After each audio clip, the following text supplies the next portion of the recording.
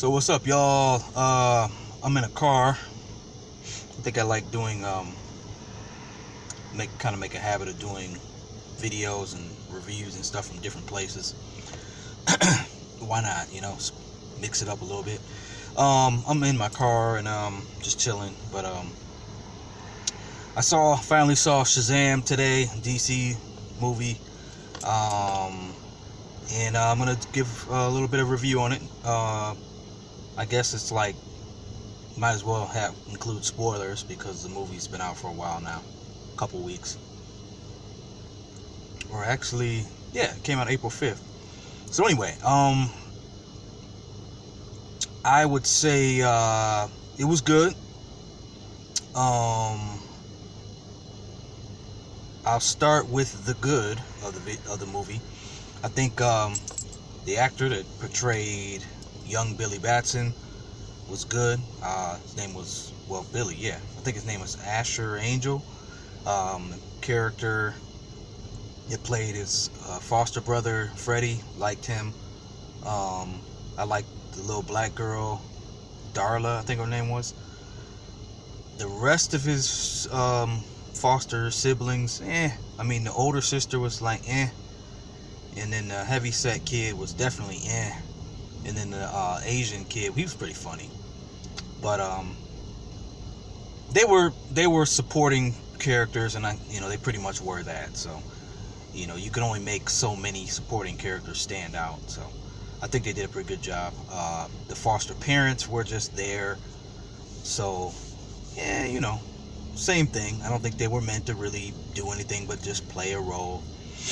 I guess really going into this movie, like, the premise seemed good, and honestly I'm gonna say, like, the trailers and the ads probably, I would say, made me feel the movie would be better than it was.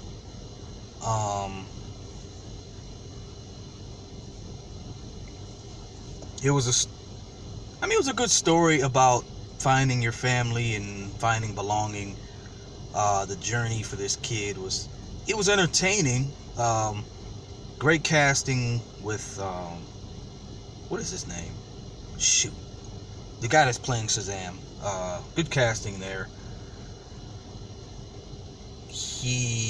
The premise of it being like Big, the movie Big, is how I remember reading it described as, and so I walked in knowing that, so I can't really act surprised at that. That's really how it played out. It really does play out like that.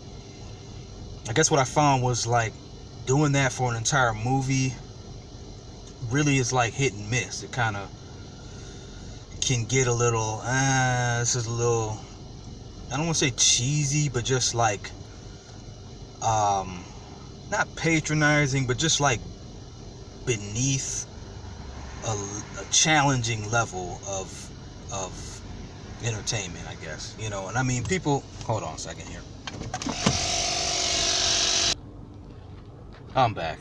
So, not to say that I expected this thing to be like a dramatic masterpiece, and I'm all for lighthearted, like, definitely for people who used to talk about Marvel's movies are for kids and DC is for grown-ups. I mean, where are those people now? I mean, they're definitely quiet, because DC now is like full-fledged, full-on, catering to the family audience and the kids, because, I mean, granted, yeah, the movie's about a kid, so many ways you could have gone with this movie for a premise, since it is legitimately a kid in the story, in the comic books, whatever, who would change into Captain Marvel.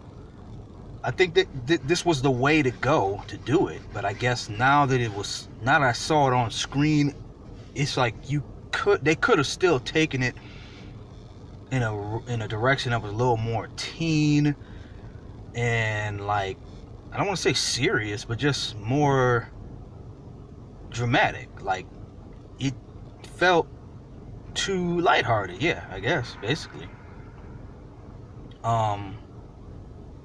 Yeah, it felt a little too lighthearted for me.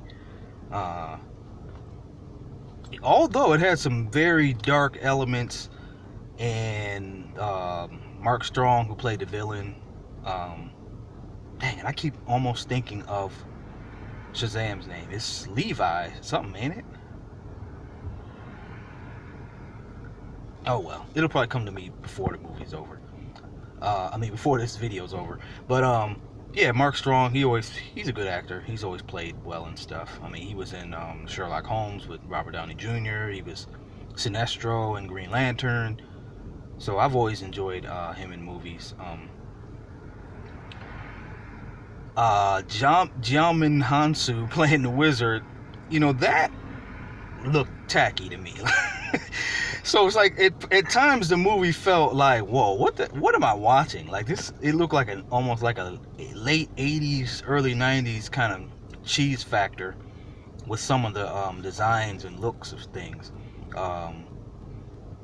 But other than that, like I said, it was entertaining. It's definitely not in my top of DC movies or anything like that. Like Wonder Woman's better, Aquaman's much better. I'd even take Batman vs Superman. Definitely take Man of Steel over it. Justice League. I don't know. Basically, it's like the premise, kind of like what I say about Ant-Man movies. Is like they're always gonna kind of rank because it's like if it's just a basic built around comedy type thing, that's not really my favorite types of superhero movies. Although, like I said, give me some humor. And then you might say, well, what about Thor Ragnarok? Thor Ragnarok was not, I still don't say that was comedy. I think it was like zaniness, outlandishness, but anyway, point is, I'm looking forward to a sequel. I think I'm interested to see where they can take this, because by the end of the movie, he does kind of mature, but at the end, kind of, again, seeing it play out for real, you're just kind of like, yeah, how does this work? You're gonna make a movie about a kid who turns into a superhero, and then he's still a kid trapped in the superhero's body. Again, that sounded good on paper, like, wow, that would be interesting. That basically is but he's a kid. Like when he's in Shazam's body, he's still a kid. Like somehow he should be maturing a little bit when he enters that body. Maybe that would have made it a little more interesting, I guess. Because some of it just got to be, I don't know. You couldn't take it seriously at certain points, I guess is what I'm saying. I did love the twist of the when they turned into the Shazam family. Yes, spoilers. And I think it's cool how they kept under wraps things like the fact that Megan Good was in it. So that was cool. I like that little twist. But again, like, it wasn't like mark out, make you feel excited moments. It was more or less childlike excitement, like, oh yeah, type stuff. And that's, they definitely gonna have an audience for kids, I guess, maybe. But I was saying, they did have some dark elements. They even had some like almost horror like qualities, some like jump scarish, like creepy kind of stuff in some ways. The scene where they were opening the different closet doors that were, those, I was like, wow, that's kind of weirded out. Like that could really freak a kid out. And then the 7 deadly sin creatures were kind of pretty, there was some horrific type designs and characters. So all in all, I don't know, it's not like highly recommended. Seeing as how Captain Marvel just came out as well, and I did a review on that. It was, a little lukewarm on that one. I kind of feel the same way with this one. Like 6.5, 7 out of 10. Probably more like 6.5. Won't be something I'll be rushing to see for a second time. Well, I won't even say that. Well, no, I won't be rushing to see it for a second time. Probably would, maybe own it on Blu-ray. But again, it's enough where it's like, okay, if they make a sequel, I'll be checking for it. Because the best thing about the movie is Zachary Levi. I told you it would come to me. them casting him as Shazam worked. Like, the look was good. He does a great job of playing that kid, out of sorts with what he's doing. Kind of the comical, yet switches into a, fight ready mode or whatever you want to call it. He did a good job of that. So hopefully they would just make him in the form of Shazam mature more in the sequel, because I guess that's what it was. It got a little old watching this kid with trapped in a superhero body, trying to figure out what he needs to do. You know what I mean? And then by the time, the moments where he does get it, it's just like, well, how did you just all of a sudden get it? So yeah. And actually the villain was kind of lame in like his purpose. Like, he was kind of like run of the mill, I just want power type villain. But like I said, Mark Strong is a great actor, so he's compelling and interesting when he's on screen. But the actual villain himself as a character was kind of blah. And it's kind of crazy because after Killmonger and Vulture and Thanos, you know what I'm saying? Like, the bar's been raised for villains. I mean, heck, obviously if you even go back to Joker, so it's kind of tough to come out with a villain that's not all that, in this day and age.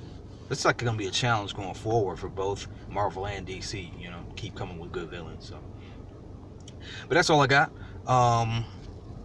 Pretty good movie. Go see it if you haven't, but don't be in any rush. And if you want to wait for it to come out on streaming or something like that, I wouldn't be mad at you for doing that either. But check it out.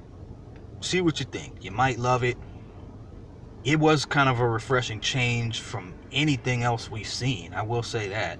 But like I said, it kind of reminded me of something that would have came out 10, 15 years ago. Or more. Like I said, like late 90s, early 2000s or something.